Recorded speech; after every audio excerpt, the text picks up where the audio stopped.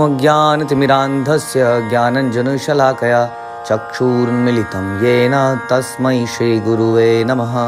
Shri Chaitanya Charitamrita Madhya Leela chapter 22 and prayer संख्या 78। तो भगवान चैतन्य महाप्रभु भक्तों के कुछ गुणों के बारे में बता रहे हैं, जिसको ऐसा बोला गया कि इसको अर्जित करने का हमें प्रयास करना चाहिए, फोकस करना चाहिए। हमने डिस्कस किया कि हमें लिखना चाहिए कि ये वाला गुण मेरे अंदर अभी नहीं है और इसके लिए मेरे अंदर क्या कमियां हैं, और उसके लिए रोज़ कुछ ना कुछ एक्शन पॉइंट बना सकते हैं। It's all about habits. कहते हैं ना कि हमारी हैबिट्स ही हमारा बिहेवियर है, हमारे एक्शंस हमारे हैबिट हैं। तो अगर हम उसको रेगुलरली करते रहेंगे तो वो हमारी हैबिट में आ जाता है। माना मैं किसी के बोलने पे चिल्ला के बोलता हूँ और धीरे धीरे अगर उसे मेडिटेट करूँ तो हो सकता है 10 में से 9 बार ही चिल्ला जाऊँ, एक बार नहीं चिल्ला पाऊँ, और धीरे धीरे उसको कम करके हमें 0 पे लाना है। इस प्रकार इसके लिए प्रैक्टिस करने की आवश्यकता है। अर्जुन भगवान से जब पूछते हैं गीता में कि चंचला ही मना कृष्णा, कि ऐसा लगता है कि और साथ में बोलते हैं कि ऐसा कई बार लगता है कि मैं जानता हूँ कि गलत क्या है सही क्या है, फिर भी मैं कई काम कर जाता हूँ जो गलत है। तो भगवान भी यही बोलते हैं, वैराग्य और प्रयास। तो प्रयास करना बड़ा ज़रूरी है। कृपालु अकृत द्रोह सत्य सार सम निर्दोष वदान्य मृदु सुचि अकिंचन सर्वोपकारक शांत कृष्णैक शरण अकाम अनिह स्थिर विजित षडगुण मित भुक अप्रमत्त मानद अमानी गंभीर करुण मैत्र कवि दक्ष मौनी। तो भक्तगण सदैव कृपालु, ये गुण आ गए जो भक्तों में होते हैं। कृपालु होते हैं, विनीत, सत्यवादी, सबके प्रति समभाव रखने वाले, निर्दोष, उदार, मृदु, स्वच्छ, भौतिक संपत्ति का ना होना यानी कि संपत्ति को अपने लिए यूज ना करना और हर एक के लिए उपकार का कार्य करना, शांत, कृष्ण के शरणागत होना, इच्छा रहित होना, भौतिक उपलब्धियों के प्रति उदासीन होना, भक्ति में स्थिर होना और 6 प्रकार के दुर्गुण ना होना, काम क्रोध लोभ इत्यादि पर पूरा नियंत्रण। वे आवश्यकता के अनुसार खाते हैं, उन्मत्तता से अप्रभावित रहते हैं, दूसरों का आदर करने वाले होते हैं, गंभीर, दयालु और झूठी प्रतिष्ठा से रहित। वे मैत्रीपूर्ण कवि, दक्ष तथा मौन होते हैं। तो ये भक्तों के गुण बता रहे हैं। इसके गुणों के बारे में काफ़ी चर्चा, अलग अलग एक एक गुण के बारे में काफ़ी चर्चा की जा सकती है। तो मुख्य रूप से हम लोग कहते हैं ऐसा कि ये सारे के सारे गुण तब आ जाते हैं जब एक गुण आ जाता है, जो कि इसके अंदर है। एक गुण है, आप इसमें बीच में पढ़ेंगे, कृष्ण के शरणागत। तो जब हम शरणागत होने का प्रयास करते हैं तो ये गुण अपने आप आ जाते हैं। तो सबसे महत्वपूर्ण गुण ये है, संसार में ये सारे गुणों पर चर्चा हो रही है। हाँ, संसार में कई सारे पाठ्यक्रमों में इन गुणों के बारे में कई सारी स्टोरीज डाली जाती हैं, है ना। संसार में लोग पंचतंत्र से, यहाँ से वहाँ से, कई जगह से इनके ऊपर कहीं ना कोई कहानियाँ डालते हैं। आपने जनरली ये सुने होंगे सारे, कृपालु, दूसरों पे दया करना, हमेशा विनीत, एकदम शांत और स्वभाव का होना, सत्य ही बोलना। लेकिन इन सब के ना मल्टीपल मतलब है, इनके बहुत सारे मतलब निकल जाते हैं इन शब्दों के। हम जानते हैं कि वास्तविक कृपालु कौन है। इसमें भी कितनी डेफिनेशन है कि कृपालु कौन है। जो कबूतरों को खाना खिला रहा है या भिखारियों को खाना खिला रहा है, वो भी एक लेवल पे कृपालु तो है ही, लेकिन परम कृपालु कौन है, जो भगवान से हमें जीवों को कनेक्ट करें ताकि जीवों के सारे कष्ट ही समाप्त हो जाए परमानेंटली। उसी प्रकार सत्यवादी होना, सत्यवादी केवल सच बोलना नहीं है ना, ऐसा सच जो दूसरों के हित में हो, उनको अच्छा लगे। और वास्तविक सत्य क्या है, कृष्ण और हम उनके नित्य दास, ये वास्तविक सत्य है। तो जो इस सत्य को बताए समझाए वही सत्यवादी है। तो सत्य की कोई व्यक्ति सोच सकता है मैं तो सत्यवादी हूँ, हमेशा कभी झूठ बोलता ही नहीं हूँ, लेकिन उसको अभी ज्ञात ही नहीं है कि भगवान कौन है, उससे उनका संबंध क्या है। तो इसका मतलब जीवन में भगवान के अलावा जैसे माया क्या है, माया का डेफिनेशन है, माया इज़ व्हाट इज़ नॉट। हाँ, जो नहीं है वो माया है। और संसार में इसका मतलब सभी कुछ माया हो गई। अगर कृष्ण उसमें नहीं है तो सभी कुछ झूठ हो गया। तो इस प्रकार से इन हर शब्द के अनेक मतलब निकलते हैं। निर्दोष कौन है वास्तव में, श्रील प्रभुपाद बोलते हैं कि यदि आप किसी को कृष्ण भावनामृत नहीं बना रहे हो तो आप हिंसक हो, निर्दोष नहीं हो आप। खुद एक होता है खुद कोई गलत कार्य न करना, एक होता है कि दूसरे को गलत कार्य करते रहने देना। हाँ, वो भी तो एक तरह का अपराध हो गया। तो यानी कि जो प्रचार नहीं कर रहा है वो दोषी है। तो इस प्रकार से इन हर शब्द के बहुत मतलब है। हाँ, इन गुणों को, एक एक गुणों को अलग अलग से फोकस तो कर सकते हैं, लेकिन सबसे मुख्य अगर हम फोकस करें तो कृष्ण के शरणागत। तो जब हम कृष्ण के शरणागत होने लगते हैं तो कृष्ण की संगति के कारण ये गुण हमारे अंदर आने लगते हैं। कृष्ण की संगति के लिए हम लोग उनका श्रवण करते हैं, उनके नामों का कीर्तन करते हैं, उनके गुणों का कीर्तन करते हैं, उनके भक्तों के बीच में रहते हैं, उनके भक्तों की सेवा करते हैं। इस प्रकार ये सारे गुण हमारे अंदर आने लगते हैं।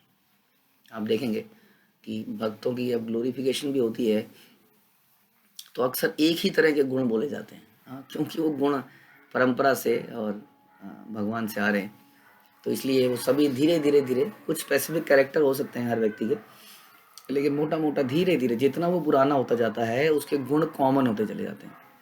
हाँ, तो इसलिए ये सारे गुण उसके अंदर आ जाते हैं जो कृष्ण की शरणागति होता है। तो इस पे ऊपर फोकस करें, फिर अपने स्पेसिफिक गुण के ऊपर भी। तो मेरा कहने का मतलब है कि संसार में कृष्ण पे शरणागति के ऊपर तो फोकस नहीं है, लेकिन इन गुणों के ऊपर बहुत फोकस है। हर पेरेंट चाहता है कि मेरा बच्चा एकदम गुणवान बन जाए। कई लोग हमारे गुरुकुल के बच्चों को देखते हैं तो कहते हैं कि हमारा बच्चा भी ऐसा बन जाए, हम इसको ले लो। चाहते तो हैं गुण आ जाएं, लेकिन ये नहीं चाहते कि कृष्ण की शरणागत हो जाए, इस तरह से जीवन शैली हो जाए। तो ये इम्पॉसिबल है। इसलिए प्रभुपाद ने कई जगह बोला है कि कितना भी सभ्य व्यक्ति क्यों ना हो दिखने में, इनमें से कुछ गुणों के लक्षण उसके अंदर दिखते हों, लेकिन क्योंकि वो कृष्ण के शरणागत नहीं है इसलिए वो गुण नहीं है, सही मायने में गुण नहीं है। जैसे हमने बोला कि कृपालु के कितने मीनिंग हो सकते हैं वास्तव में। इच्छा रहित होना, कौन व्यक्ति ऐसा है संसार में जो इच्छा रहित हो सकता है? कोई नहीं है। कृष्ण के शरणागत व्यक्ति ही है जिसकी इच्छाएं कृष्ण को संतुष्ट करने की हो जाती हैं, वही व्यक्ति इच्छा रहित हो सकता है। तो इस प्रकार से ये गुण अगर किसी के अंदर दिखते भी हैं तो सही मायने में नहीं है, जबकि जब तक वो कृष्ण के शरणागत ना हो जाए।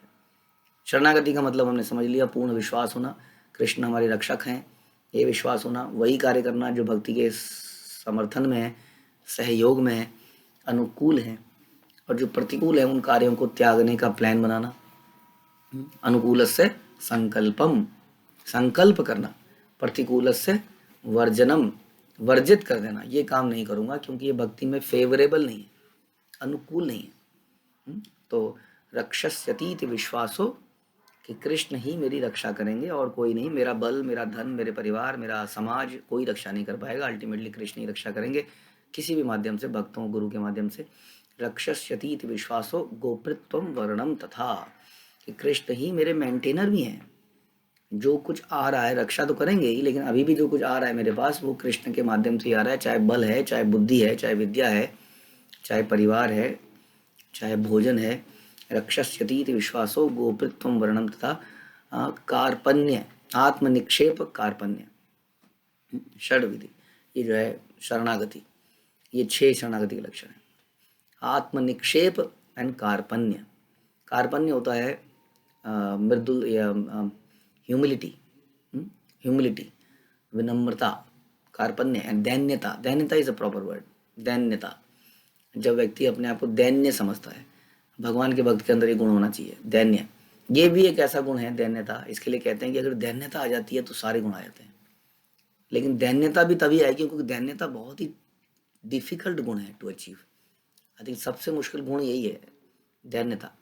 लेकिन दैन्यता भी कब आएगी? जब कृष्ण के शरणागत होंगे। तो आत्मनिक्षेप, हाँ, आत्मनिक्षेप में हम जनरली बली महाराज का भी एग्जाम्पल देते हैं कि एवरीथिंग, आई मीन अपने आप को टोटली कृष्ण को समर्पित कर देना। तो ये 6 लक्षण हैं शरणागति के। क्या है? अनुकूल से संकल्पम, doing only the favourable thing, जो फेवरेबल नहीं है उसको नहीं करेंगे। सोच लीजिए बस इतना, इतना ये बहुत बड़ी बात है, वास्तव में यही बात बहुत बड़ी है। अनुकूल संकल्प, प्रतिकूल से वर्जनम। क्योंकि दिन भर में हमारे दिमाग में कई सारी बातें आती हैं, हम कई बार बोलते हैं ऐसा थोड़ी हो सकता है, इतना थोड़ी हो सकता है, ये नहीं हो सकता है, वो नहीं हो सकता है। हाँ, लेकिन संकल्प करना कि मैं ऐसा ही करूँगा और ये वाला नहीं करूँगा। तो अनुकूल से संकल्पम, प्रतिकूल से वर्जनम। भक्ति के अनुकूल क्या है? आप आंख बंद करके सोचेंगे ना, आपको इसके लिए वास्तव में किसी गुरु की भी आवश्यकता नहीं पड़ेगी, क्योंकि वो तो ऑलरेडी बता चुके हैं बहुत कुछ। आप खुद ही एनालाइज कर पाओगे, हाँ ये भक्ति के में बढ़ाने वाला है या नहीं बढ़ाने वाला है, या नीचे गिराने वाला है। तो नहीं बढ़ाने वाला काम भी क्यों करेंगे? आप बोलेंगे नहीं इससे भक्ति का क्या लेना देना, तो लेना देना नहीं है तो मेरा क्या लेना देना? इस तरह से सोचेंगे तो आप बिल्कुल डायरेक्शन मिलेगी लाइफ में, क्या करना है क्या नहीं करना है।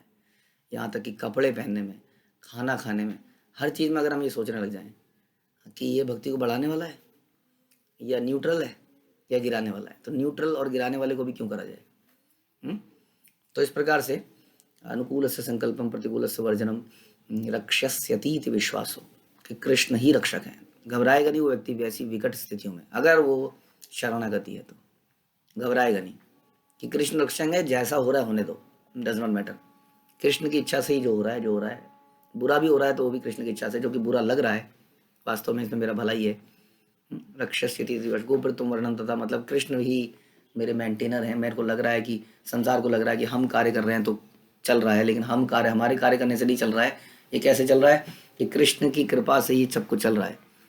उसके बाद आप निक्षेप और कार्पण्य, कार्पण्य का मैंने बताया दैन्यता, और फिर आत्मसमर्पण।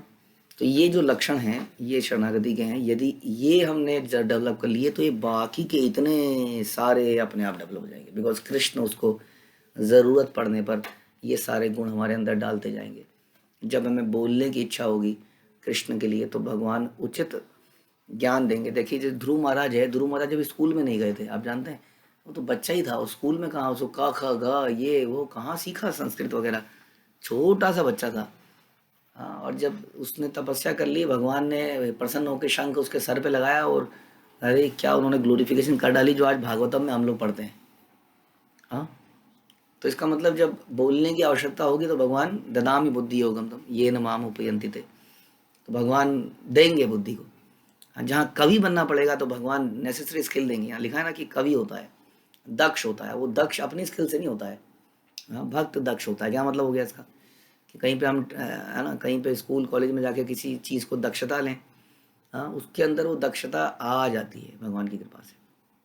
मौन होता है, अगेन उसको जब लगता है कि अननेसेसरी चीज़ें बोलनी नहीं है, कृष्ण से रिलेटेड चीज़ें ही बोलनी है, बाकी बोलनी क्यों है, इसको कहते हैं रियल मायने में मौन। मौन मतलब ये नहीं है कि चुप होके बैठ गए हम।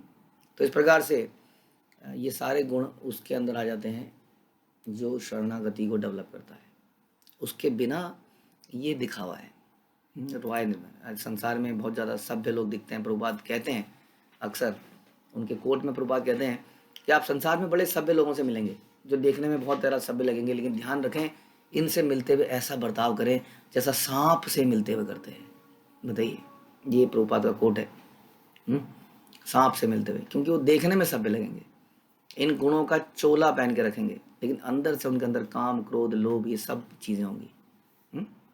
तो वास्तविक यदि हम अपने बच्चों को समाज को कुछ देना चाहते हैं तो कृष्ण के शरणागत करें, क्योंकि कृष्ण सारे गुणों की खान है। ठीक है, तो ये समरी में हमने इन गुणों के बारे में चर्चा करी। तितिक्षस्व कारुणिका सुहृदम सर्वदेहिना अजात शत्रवः शांता साधवा साधुभूषणा।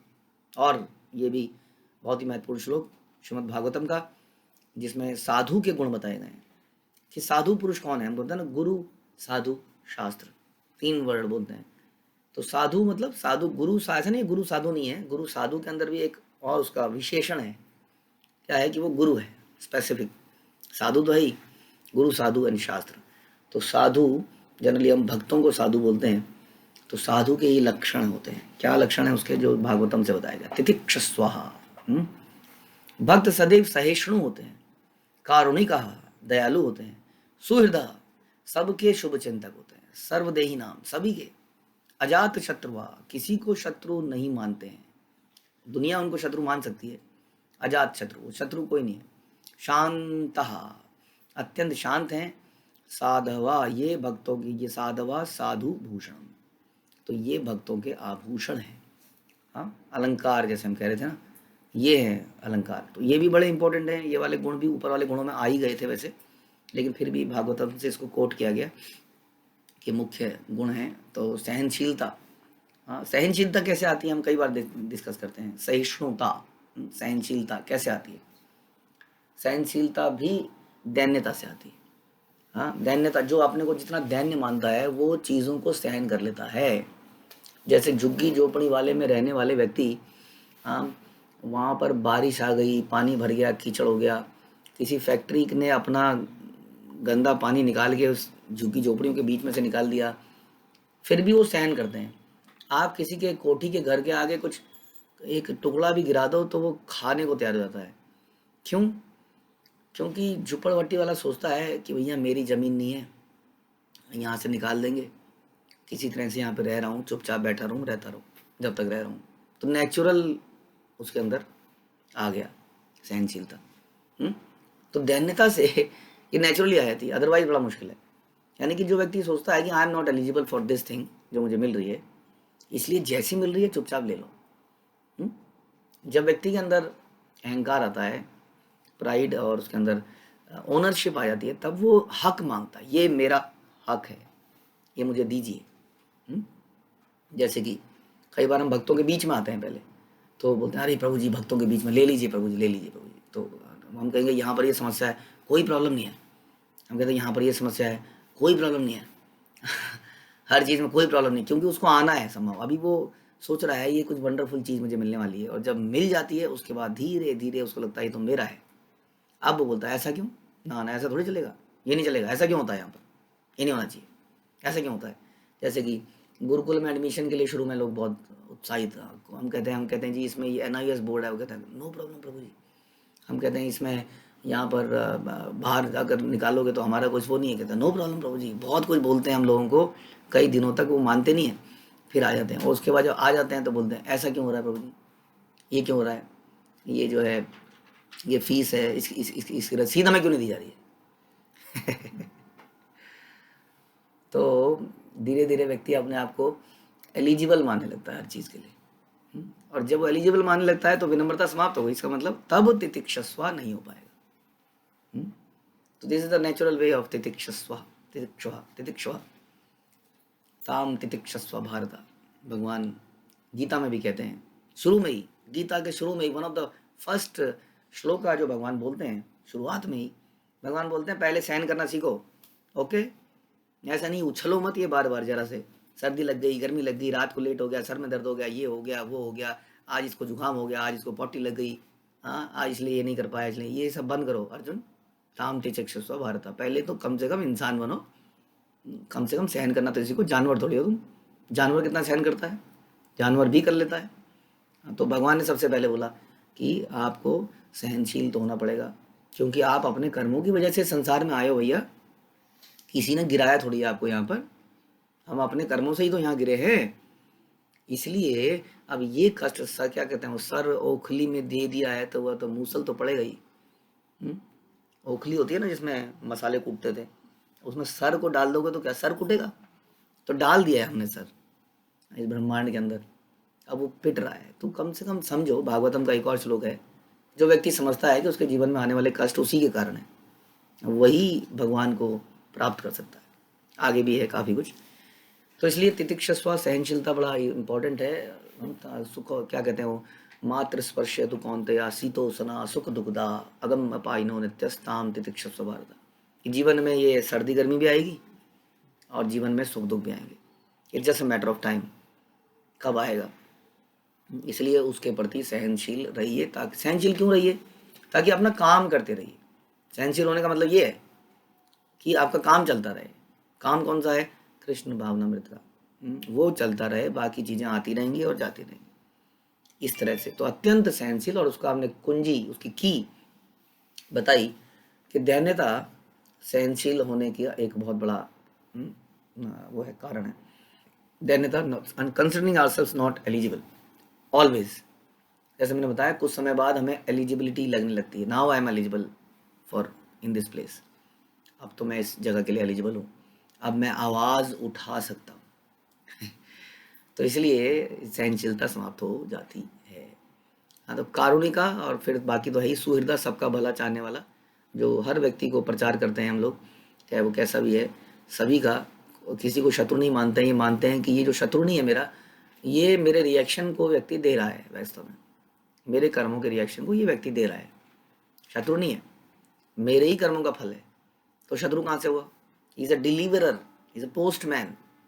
पोस्टमैन जो डिलीवर कर रहा है लोन रिकवरी की चिट्ठी, पोस्टमैन लोन रिकवरी वाला आदमी नहीं है, वो तो चिट्ठी दे रहा है, उसके माध्यम से वो डिलीवर हो रहा है। वैसे ही संसार में हम उसको शत्रु नहीं मानता है, इसलिए शांत रहता है। नहीं तो टेंशन में रहती, ये इसको मार दूंगा, इसको खत्म कर दूंगा, ये मेरा दोस्त है, ये मेरा दुश्मन है, दिन रात दिन रात दिन रात ये चलता रहता है। तो ये साधु के क्या है, आभूषण हैं। तो ये बता रहे हैं, जब शौनकादि मुनियों ने सर्वश्रेष्ठ भगवत भक्त सूत गोस्वामी के से भगवान के अवतार कपिल देव के विषय में जिज्ञासा करी, तब उन्होंने व्यासदेव के मित्र मैत्रेय तथा विदुर के बीच आत्म साक्षात्कार विषयक वार्ताएं प्रस्तुत करी। उसी प्रसंग में मैत्रेय ने कपिल देव और उनकी माता के बीच की चर्चा को दोहराया, जिसमें भगवान कहते हैं कि भौतिक वस्तुओं के प्रति आसक्ति ही बद्ध जीवन का कारण है। महत सेवाम द्वारमाहुर विमुक्ते स तमो द्वारम योषिताम संगी संगम महांतस्ते समचित्ता प्रशांता विमन्यव सुहृदः साधवो ये श्रीमद् भागवतम से एक और श्लोक लिया गया। तो चैतन्य महाप्रभु जहाँ जहाँ पर गुणों के बारे में बताया है वो श्लोक सनातन गोस्वामी को बता रहे हैं। तो यहाँ बता रहे हैं, समस्त शास्त्रों तथा महापुरुषों का निर्णय है कि शुद्ध भक्त की सेवा करने से मुक्ति पद प्राप्त होता है, किंतु भौतिक भोग तथा स्त्रियों पर आसक्त रहने वाले भौतिकतावादी लोगों की संगति करने से अंधकार का पथ प्राप्त होता है। जो वास्तव में भक्त है वह विशाल हृदय वाले, सबके प्रति संभाव रखने वाले, अत्यंत शांत होते हैं। वे कभी क्रोधित नहीं होते और सारे जीवों से मैत्री भाव रखते हैं। क्रोधित नहीं होते। क्रोधित नहीं होने का मतलब भी उसी तरह समझना पड़ेगा कि वो अपने लिए कभी क्रोधित नहीं होते हैं। नहीं तो हनुमान जी जबरदस्त क्रोधित हुए थे, लंका को आग लगा दी थी। आग कौन लगाता है, कहते ना मैं आग लगाऊंगा तेरे घर में। तो उन्होंने रावण के घर में इसलिए आग नहीं लगाई थी, इसलिए लगाई थी कि वो भगवान राम की लक्ष्मी जी को हरण करके ले गया था, दुष्ट व्यक्ति था। अर्जुन ने भी बाणों से छेद दिया सबको। तो ज़रूरत पड़ने पर एक बार किंग वेन था, वेन राजा अंग का पुत्र, उसको राजा बनाया गया। तो राजा बनते ही उसने हाहाकार मचा दी, उसने सारे धार्मिक अनुष्ठान बंद कर दिए। तो साधु लोग उसको समझाने आए। साधु ने कहा भैया समझ जाओ, दिस इज नॉट गुड। जब भक्ति के आध्यात्मिक कार्य बंद हो जाएंगे तो समाज का नाश हो जाएगा, समाज बर्बाद हो जाएगा। उसने कहा नहीं नहीं, मैं राजा हूँ, मैं भगवान हूँ, मेरे को पूजो। तो शास्त्र लिखते हैं साधु ने कहा बस, और वेन मर गया। हाँ, तो उन्होंने क्रोध से एक हुंकार भरी, ऐसा बल था साधु में, तो वेन वहीं समाप्त। बड़ा ही बलशाली राजा था। तो इस प्रकार क्रोध आ सकता है समाज की भलाई के लिए, वास्तविक भलाई के लिए। भगवान के भक्तों पे जब अत्याचार होता है तो क्रोध आता है। अपने ऊपर अत्याचार होता है तो नहीं आता है, नहीं आना चाहिए। तो इस प्रकार से यह बता रहे, अगेन भागवतम से बताया जा रहा है कि सारे महापुरुषों का, सारे शास्त्रों का ये निर्णय है क्या, कि भक्तों की सेवा करने से मुक्ति मिलेगी। यानी कि भक्तों का संग करेंगे तो भला रहेगा। नहीं यदि हम भौतिक लोगों के साथ रहेंगे, भौतिक लोगों के अंदर ये नेचुरल गुण है, वो ये ऐसे ही है, कैसे वो आसक्त हैं इंद्रिय तृप्ति की वस्तुओं से, स्त्रियों से। तभी तो सारे एडवर्टीजमेंट, सीरियल्स, गाने, इसमें इन्हीं चीज़ों के ऊपर है ना, व्हाट इज़ देयर, इंजॉयमेंट के ऊपर फोकस किया जाता है। पांचों इंद्रियों के enjoyment, sense gratification, sex and इसी तरह के सीरियल्स बनाए जाते हैं, बोल्ड एंड ब्यूटीफुल। लोग कहते हैं वाह क्या नाम है, जरूर देखेंगे। आप देखेंगे कि जो सो कॉल्ड सभ्य लग रहे हैं वो अपने अपने घरों में क्या करते हैं, किस तरह की चीज़ें देखते हैं, आपको मालूम, आप एस्टिमेट लगा सकते हैं। ऊपर से हम बड़े सभ्य दिखते हैं लेकिन अंदर से काम इच्छाएं छुपी हुई हैं। हमारे अंदर भी हो सकती हैं, थी, लेकिन हमने उसको इंटेलिजेंस से साइड में करने का प्रयास किया और ताकि भक्ति में लग सकें। हाँ, तो भक्त लोग उसको ओवरकम करने का प्रयास कर रहे हैं, लेकिन समाज उसको ओवरकम नहीं कर रहा है, उसको बढ़ावा दे रहा है। उनको लगता है यही तो जीवन है। इसलिए ऐसे लोगों के साथ अगर हम रहेंगे, यहाँ बता रहे हैं, तो क्या मिलेगा, अंधकार का पथ मिलेगा। अंधकार के पथ में कहीं भी ठोकर लगे गिर जाएंगे। तो इसलिए ये भी भक्तों का गुण है कि क्या, इसलिए चैतन्य महाप्रभु ने बोला कि अवैष्णव त्याग यही वैष्णव आचार, असत्संग त्याग। यानी कि जो वैष्णवों के साथ रहता है वही भक्त है वास्तव में। जो अभक्तों के साथ एसोसिएट करता है, एसोसिएट का मतलब आप समझ रहे होंगे, एंजॉइंग देयर कंपनी, जो उनकी कंपनी को एंजॉय करता है। वन इज डूइंग ड्यूटी, और संग दे रहा है, मतलब उनके विचारों को ना सुन के जैसे ही वो कुछ फालतू की बात करना शुरू करते हैं, वो भगवान की कुछ बात शुरू कर देता है जैसा उसने श्रवण किया है। हाँ, तो इस प्रकार से वो अपने आप को बचाता है। तो वो संग, वो इज़ नॉट एसोसिएटिंग, वो एंजॉय नहीं कर रहा है। लेकिन जो एसोसिएट करता है, जो उनका संग, अच्छा बहुत दिन हो गए भक्तों के बीच में, थोड़ा मन कर रहा है 1 महीने का ब्रेक लेके आ जाऊं प्रभु जी मायके में, थक गए यहाँ पर, पक गए यहाँ पर अंदर से थक गए, पक गए वर्ड अंदर से आया। बहुत दिन हो गए, रोज़ सवेरे उठना पड़ता है, हल्ला समझ जाता है चारों तरफ। घर में रहूंगी तो आराम से उठूंगी सवेरे, थोड़े दिन का ब्रेक चाहिए। That then you are associating, because वो आपके अंदर एक इच्छा हो रही है एसोसिएट करने की। ड्यूटी पूरा करना एक अलग मैटर है।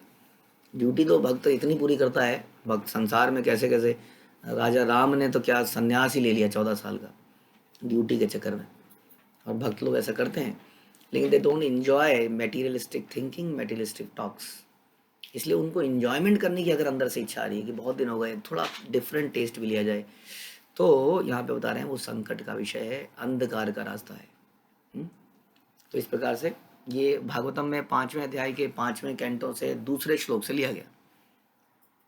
कृष्ण भक्ति जन्म मूल हय साधु संग, कृष्ण प्रेम जन्मे तेहो पुनः मुख्य अंग। कृष्ण भक्ति का मूल कारण महान भक्तों की संगति है। मतलब आई डोंट अंडरस्टैंड कि कितनी जगह पर इसको लिखा जाएगा, कितनी जगह पर इसको लिखा जाएगा, कितना इंपॉर्टेंट हो सकता है ये विषय।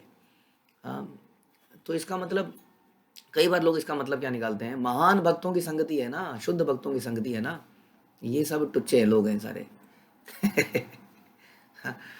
भक्तों में दोष दर्शन नहीं करने चाहिए, ये हम कितनी बार समझते हैं।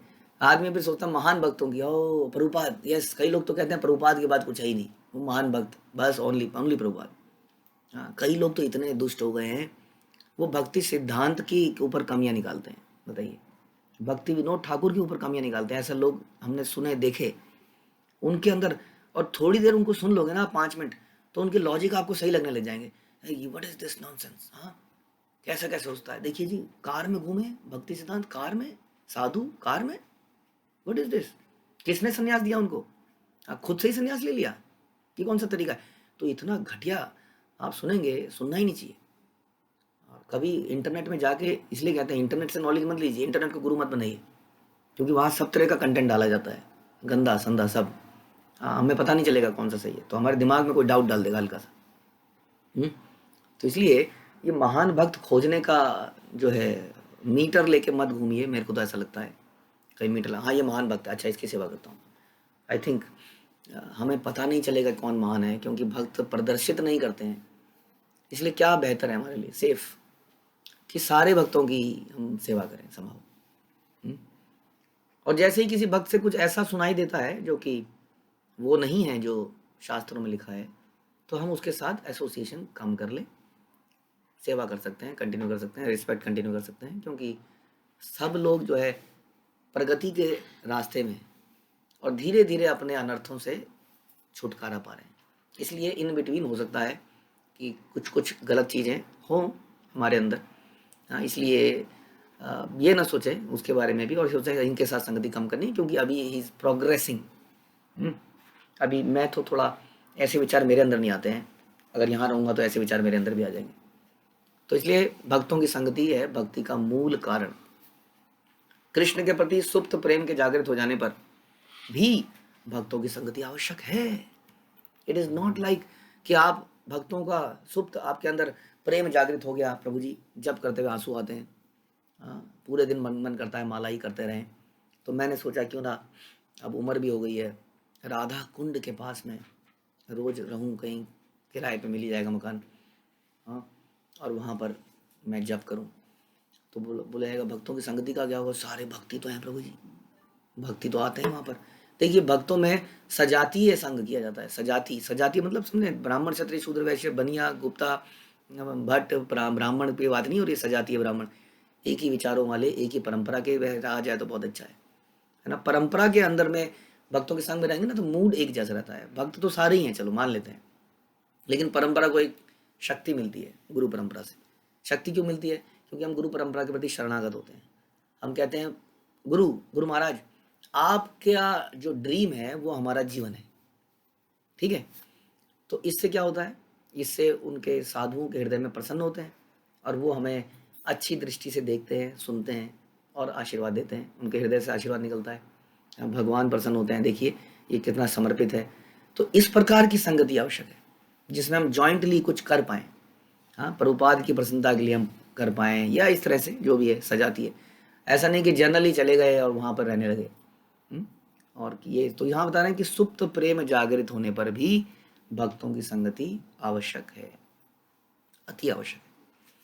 भवापवर्गो भ्रमतो यदा भवेज जनस्य तरहच्युत सत्मागम सत्यसंगमो यर्हि तदैव सद्गतौ परावरेशे त्वयि जायते रति। ये भी भागवत से लिया गया कि हे प्रभु, हे अच्युत परम पुरुष। जो गुणों की बात हो रही है अभी भी कंटिन्यूसली, और अभी कुछ स्पेसिफिक गुण हम देख रहे हैं कि उसकी संगति कैसी होती है भक्तों की।